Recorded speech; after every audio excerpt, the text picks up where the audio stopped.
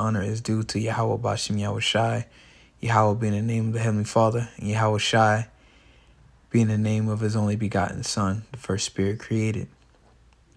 And double honor to the apostles at Great Millstone that do rule well, that taught me this truth. And peace, love, and blessings also to you brothers on the highways and byways.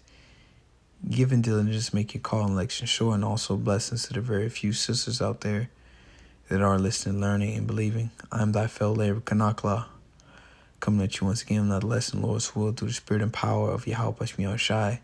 His lessons edifying and exhorting. And basically, just meditating through the spirit, of course, the time of Jacob's trouble, where we're going to need divine intervention to take place.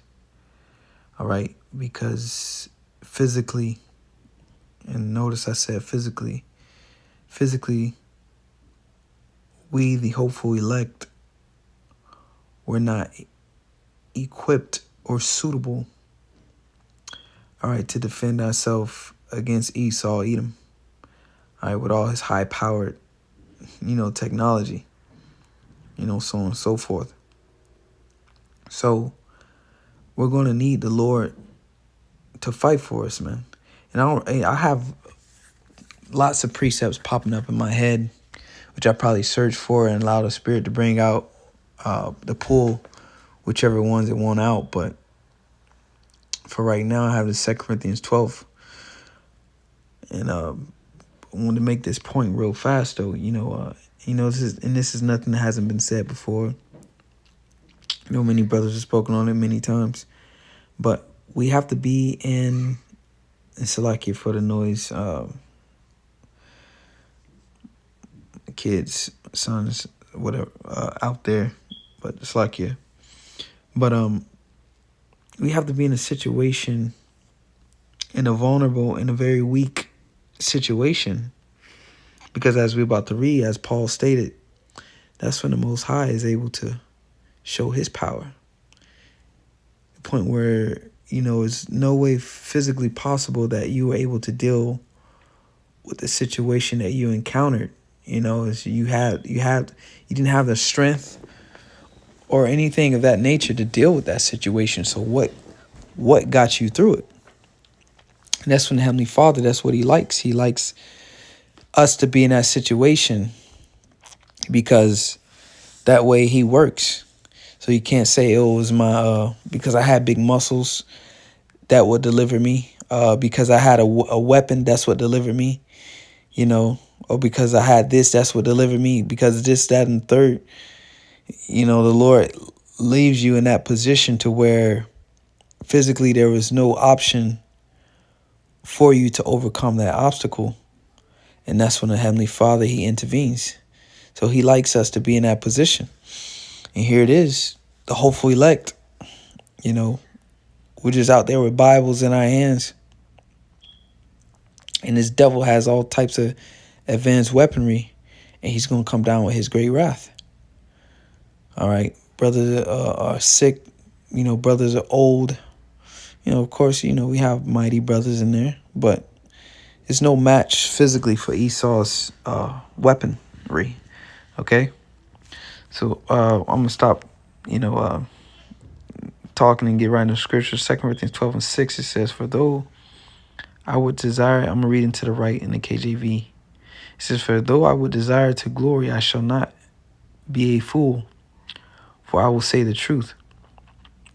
But now I forbear, lest any man should think of me above that which he seemeth me to be, or that he heareth of me. So, Paul says, so, no one thinks too highly of me, basically. Okay, because Paul, he had lots of wisdom, knowledge, and understanding. As in the previous verses, he received a lot of, revelations and so on and so forth. He received a lot of spiritual gifts. But he said he don't want people to think of him more than they ought to think of him, because we see examples of that now, which is, going a little off topic. But men are being praised, based off of, their what they possessed, and their knowledge, and so on and so forth, and they're soaking up all that praise as if they're the Most High. Okay, so lest he be exalted above, recognizing that he's just a minister. He's as he stated, I'm a prisoner of Yahushai. Okay, he's a servant of Yahushai, if you will. All praise, glory, honor goes to Yahweh Yahushai. All right. 2 Corinthians 12:7 says, unless I should be exalted above measure through the abundance of revelations. Okay, so like I thought it was in the previous verse, but here it is here. It says, there was given to me a thorn in the flesh, the messenger of Satan, to buffet me, and in the NLT to the left, it says to torment me. Okay, so some type of infirmity or disease, all right, was given to him to torment him. Okay, it says Satan to buffet me, lest I should be exalted above measure. For this thing, verse 8, for this thing I besought the Lord thrice.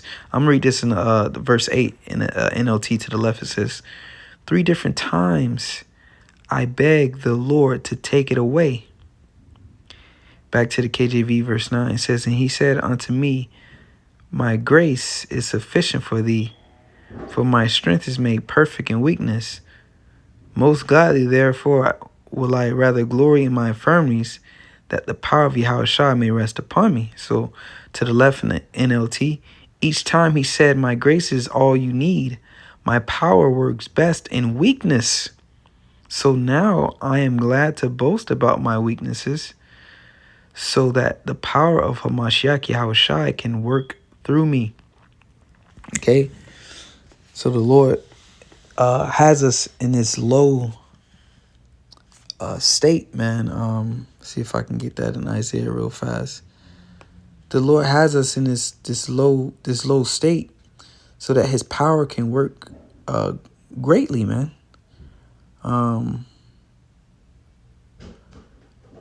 Isaiah 41:14. In the KJV, it says, fear not, thou worm Jacob. All right. A worm is a very defenseless animal. It's food for any animal out there, from birds to ants. It's just a feeble creature with no defense mechanisms. All right, you think about those earthworms, man. They're just in the dirt, man. They're just no claws, no thorns, no spikes. Just feeble. So this says, fear not, thou worm Jacob, and ye men of Israel, I will help thee, saith the Lord, and thy Redeemer, the Holy One of Israel. So the Lord's going to show his power, man, in us, because we're in a state of weakness. As Paul said, he will glory in his weakness, so that the power of Yahushai can work through him. So I say that to say, Isaiah 54, I think, and 16 is the one I want. Well, the Spirit wants. I'll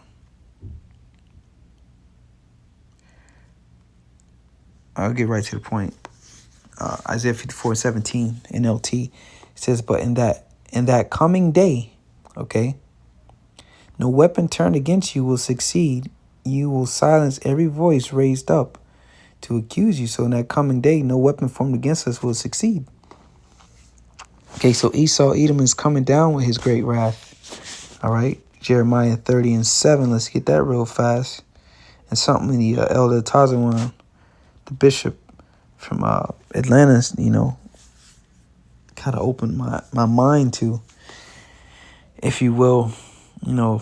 It's just how you hear something, you brothers know, you read in something, then you get a different take or a different feel for it. Well, the elder said something heavy, so I'm gonna read this. Jeremiah 30:7. It says, alas, for that day is great, so that none is like it. It is even the time of Jacob's trouble, but he shall be saved out of it. And I believe the elder was talking concerning the Hurricane Beryl that just went by, and he was talking about the Akim down in Jamaica. And he said, basically, we're going to go through Jacob's trouble. We're going to go through everything Jake going to go through. We're going to be in the midst of all of that. It's just that the Lord is going to save us out of it, which, as the scriptures say, is a time of Jacob's trouble, but he shall be saved out of it. So, the example, that hurricane came through. You had all Jakes there, but his elect are going to be preserved from that. When Esau Edom comes down with his great wrath, spoiling and destroying those, as it says in Ezra's, the Most High is going to preserve us from that. That's the point. Okay? You read that in Jeremiah 30:7 to in the NLT to the left. It says, in all history, there has never been such a time of terror. Whew. It will be a time of trouble for my people Israel. Yet, in the end, they will be saved. Okay? What? The elect. Okay? So from there, thought about a precept earlier.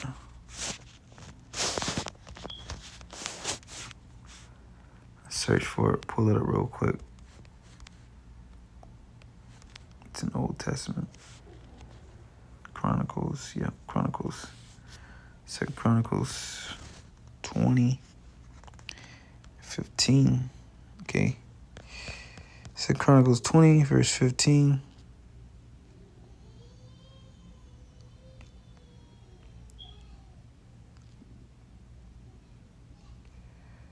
To the KJV, straight to the point. It says, and he said, hearken, ye all Judah, and ye inhabitants of Jerusalem, and thou King Jehoshaphat. Thus saith the Lord unto you, be not afraid nor dismayed by reason of this great multitude, for the battle is not yours, but the Most High's. All right, and you can imagine they were outnumbered. Okay, so the battle isn't ours, man. What Esau is about to bring. Okay, this battle is of the Lord's. Okay, so there's no need for us to, try to obtain all types of weaponry to try to defend ourselves against this devil. All right, and as Paul said, he gloried in his infirmities because the Most High power, roughly paraphrasing, the Most High power works best, man, in those ways. Because all glory goes to him. It was none of you. Okay, and we know. You go deep, it was never anything, never none of us, but the point being made, is none of us. The Heavenly Father is doing these things, man. Okay? I got to get that what King David said in Slacky again for the noise. All right. The little ones.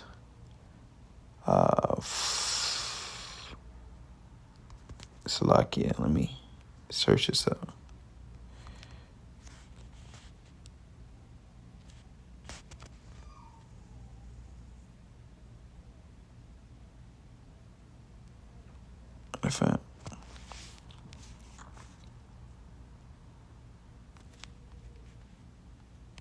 Salakia.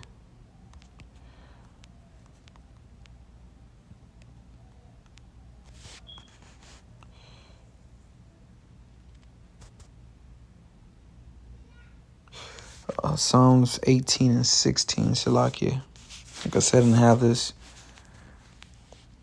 all planned out running through the spirit. So Psalms 18 and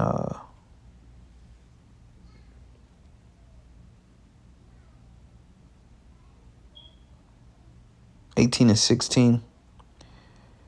It says, he sent me from above. He took me. He drew me out of many waters. All right. In NLT, it says deep waters. All right. So trouble. He delivered me from my strong enemy, Salakia. And Esau, he's a strong enemy, man. Look at all the weaponry he has, man. He has the most advanced weapons known to men. Okay. No time in history has men possessed this type of technology that, this devil possessed, man. It says, he delivered me from my strong enemy and from them which hated me, for they were too strong for me. Okay. And Esau, Edom, right now, with his power, with all his power, is too strong for us, man. Okay. So I got to close out with that one. It's Isaiah.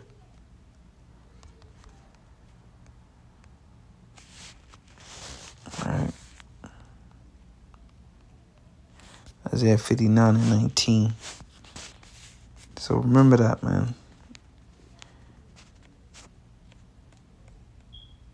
We've got to be in a position of being weak, which we are. Not saying, we just going to go around and just, no. Meaning, we can't, we're not even sovereign, all right?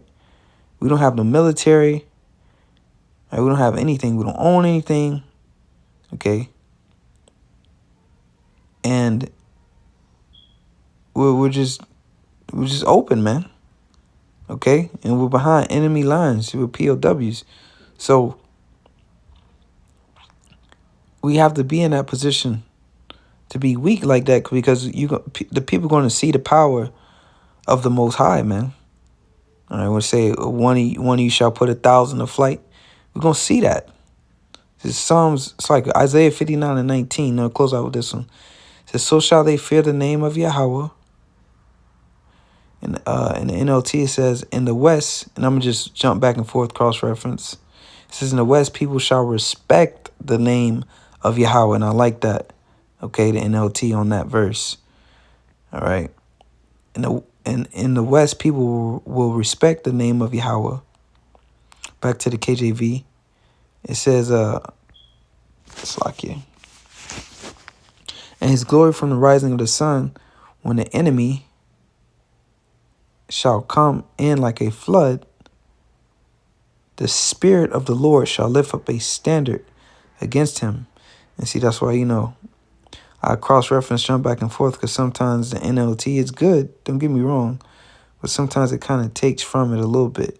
It's not, sometimes it don't have the best translation, because as you see here, it says they will glorify him, which that's beautiful. All right, I like the way they put that. It says, for he will come like a raging flood tide, driven by the breath of the Lord. All right, but the KJV is a better translation, in my opinion, on that one. It says, when the enemy shall come in like a flood, the Spirit of the Lord shall lift up a standard against him. Way better translation. All right, so the Spirit of the Lord shall lift up a standard against him. Okay, so when this devil come down with his great wrath, the Spirit of the Lord is going to come, man, and defend us. Okay, because they come in like a flood. We're going to be outnumbered, outpowered, just completely out of everything. All right, but the Heavenly Father, through his only begotten Son, through the ministering angels, is going to protect us and preserve us in that time, and going to show their true power. Okay? So with that, Lord's willing is edifying. Don't faint, man, because you're weak. If that makes sense, man. Hey, the Lord, his power works best when we in those positions. Okay? Because it's no longer of you at all, which we know it never is, but the point being is clearly evident. All right, it's evident that it's no longer you when you're weak. All right, but us that's in the know, Okay, we know it's always the Lord, but somebody on the outside looking in, you know, somebody who's in their strength, strong, or whatever the case may be, and, you know, they subdue someone, you know, somebody that's not spiritual, that's not in the know, they're gonna be like, man, that dude's strong. He just handled that situation or handled that dude, you know, because he's his stature, whatever the case may be. But the whole time it was the Lord, man, who delivered, you know, the enemies into his hands, so to say.